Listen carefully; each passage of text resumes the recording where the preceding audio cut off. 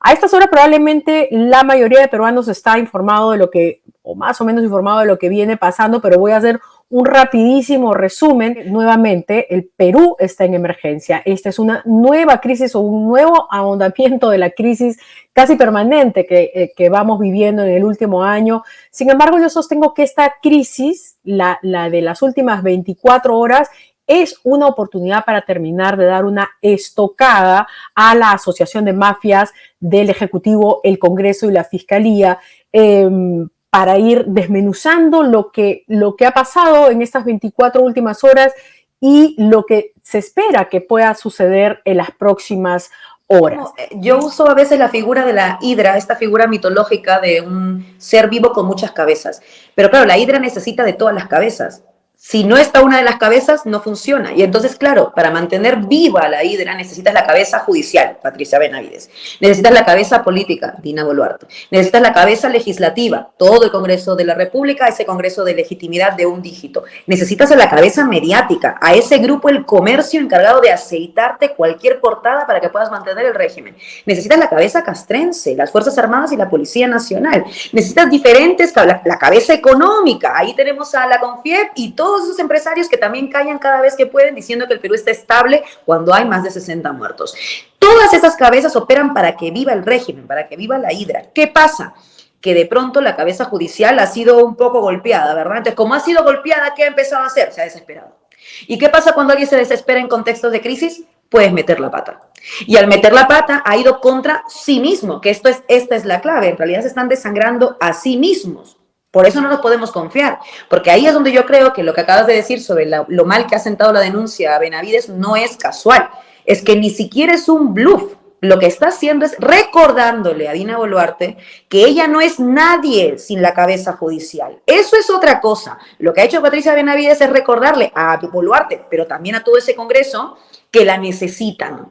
Eso es lo único que ha hecho. No ha hecho realmente un movimiento de envergadura que pueda tener alguna concreción o alguna consecuencia realmente grande, porque no lo van a querer en el régimen. Y ahí es donde está la clave, insisto, de la movilización. Por eso es que creo que lo que se necesita es una movilización contundente que no exija la salida de Benavides únicamente, porque ya sabemos lo que puede significar la salida de Benavides. Como la hidra, le cortas una cabeza y le salen dos.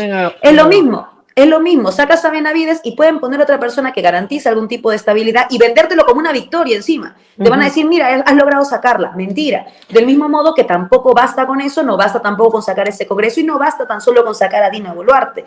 Yo creo que en ese sentido los peruanos y las peruanas que están movilizadas desde diciembre del año pasado lo tienen más claro que muchos analistas y periodistas, y me incluyo, porque yo aprendo más de esas personas que llevan pidiendo lo mismo hace un año, no han movido ni una coma en sus pedidos y están demostrando que tienen razón. Que se vayan todos y elecciones generales ya.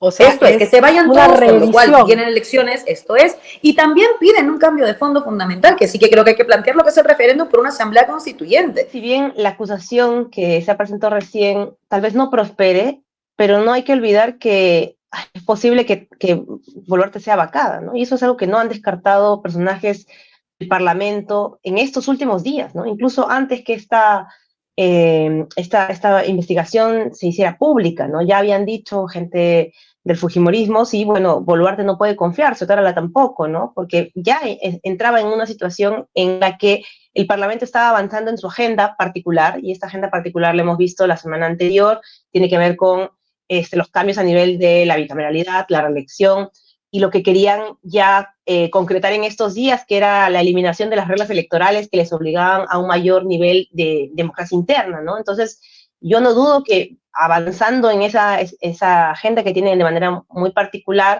es que ellos pueden decir, efectivamente, Boluarte es simplemente un intermediario que elegimos en su momento, y pueden prescindir de ella. Me parece que, claro, en una evaluación como esa tiene menos importancia su permanencia que la de alguien como Benavides, que les asegura impunidad. Por supuesto que sí, y eso va a ser parte justamente de las negociaciones, y creo que eso nos deja entonces claro que digamos, yo creo que la consigna, ¿no es cierto?, que debe acompañar nuestra capacidad de movilizar, de informar, de difundir estos hechos, tiene que ver con denunciar lamentablemente cómo la corrupción y la podredumbre de esta derecha mafiosa está presente hoy día en todas las instituciones y lo que requerimos son cambios generales. Sí, por supuesto, buscar la manera de avanzar en esto con la salida de Benavides, pero sin dejar de vista que es ese Parlamento también el que ha sido un actor principal en toda esta crisis, ¿no? Pero este caso es diferente.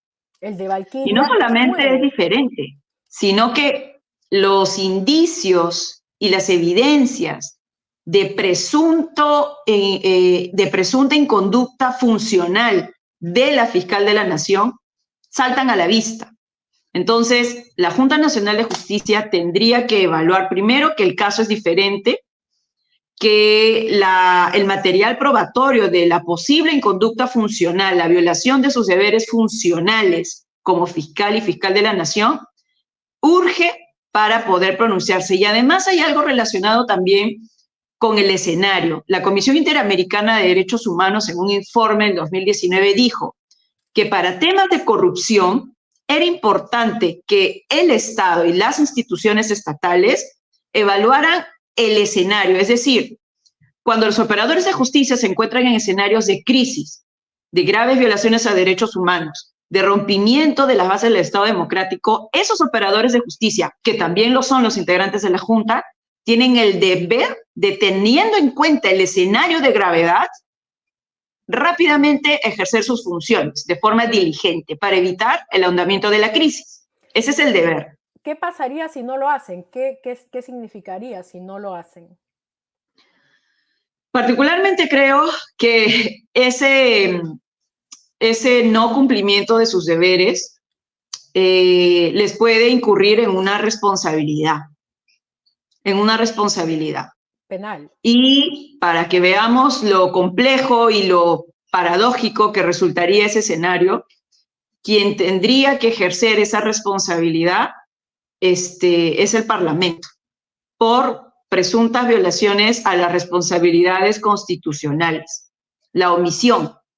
Pero claro, este Parlamento no va a querer sancionar por algo que no quiere que haga la Junta, que es investigar a la fiscal de la Nación, que justamente fue el inicio de los ataques a la Junta Nacional de Justicia.